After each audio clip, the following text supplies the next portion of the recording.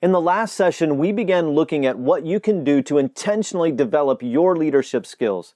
And we looked at 3 fast action tips. Number 1, invest in you. Number 2, simplify. And number 3, the 4C tool. In this session, we're going to look at 2 more fast action tips to help you intentionally develop leadership skills. Fast action step number 4 is make decisions that matter.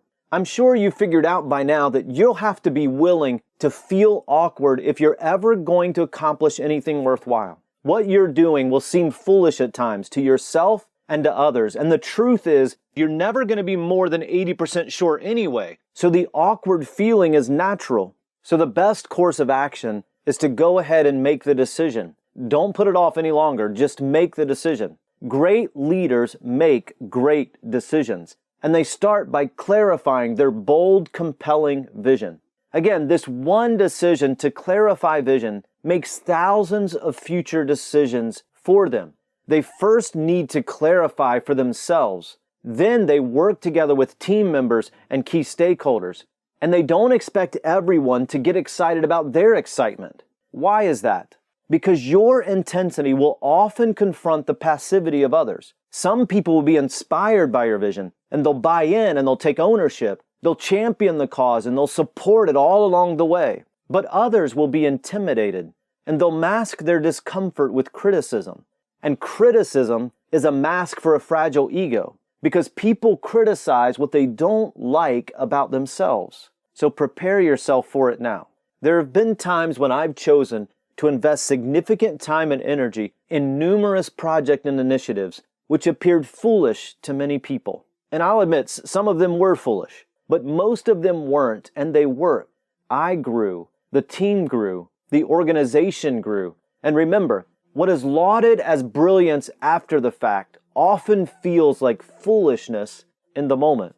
Several years ago, I heard a well-respected administrator caution a young leader. He said to him, "You're often way ahead of people in your thinking. You should really consider slowing down a little bit." And what he was trying to do was to save the guy some grief. But what the administrator was really saying was that the new leader looked foolish sometimes. See, your vision and passion won't always make logical sense to other people. Some people will even tell you, and that's okay. Decide right now that you're going to live out your purpose and your vision with passion, even if it means embarrassing yourself in the process, because that's leadership. And why do we care if it looks a little awkward anyway? What if we didn't mind the awkward moments?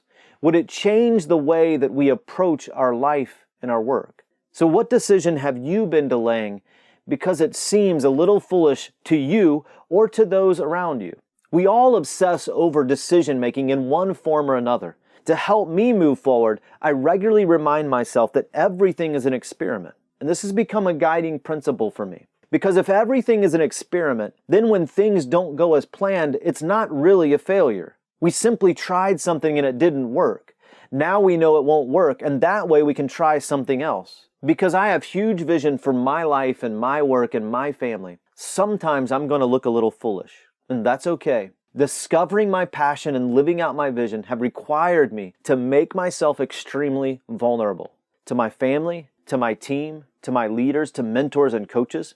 And this is not easy to do. I've had to get rid of things that I found my identity, my comfort in, and you feel like you're losing yourself in the process. But it's only in losing yourself for the benefit of other people that you truly find yourself. To be most effective in your life and your work, make the success of other people your top priority. Yes, there will be times that people will take advantage of you, but more often they'll place high value in your transparency and your authenticity. And if they don't, that's okay too. It was just an experiment. So what is it that you find your identity in? That you've gripped so tightly that no one in the world could pry from your grasp? It's time to loosen it up, to hold those things in an open hand, to stick your neck out, to make the leap, to take the plunge, to go out on a limb. That's where the fruit is anyway. You know, it may seem a little weird and you may feel awkward and others may call you foolish, but it's worth it. Make decisions that matter. And your life and your work and your relationships will experience dramatic improvements that you've been searching for.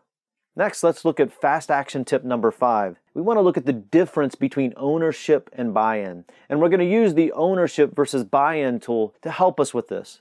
Many leaders know that their organization and people have far more potential than the results that they're getting currently. And so they try for years to motivate and energize and bribe and coerce and manipulate their people and their leaders to higher levels of performance.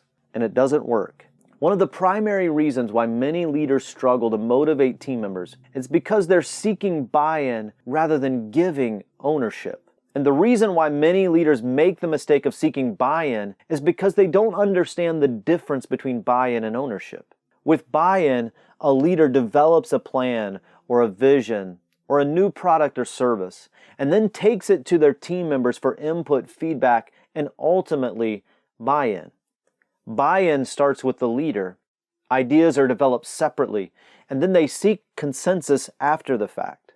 Many small and mid-sized organizations struggle with buy-in. This approach is more difficult to get away with in larger organizations. Ownership is quite different. With ownership, a leader provides strategy. However, the team develops the vision with open-handed guidance of the leader. See, ownership isn't something you seek. It's intrinsic. Ownership is the byproduct of healthy leadership. Ownership starts with the team together with the leader. It's not faux feedback. Ownership is a proactive strategy in which the leader and the team co-create. In our experience with teams and leaders and organizations, we've helped hundreds of organizations work through vision and strategic planning. Nearly 100% of the time, the leaders and organizations are looking for buy-in versus ownership. This is a huge mistake. Ownership results in engagement. Buy-in results in compliance.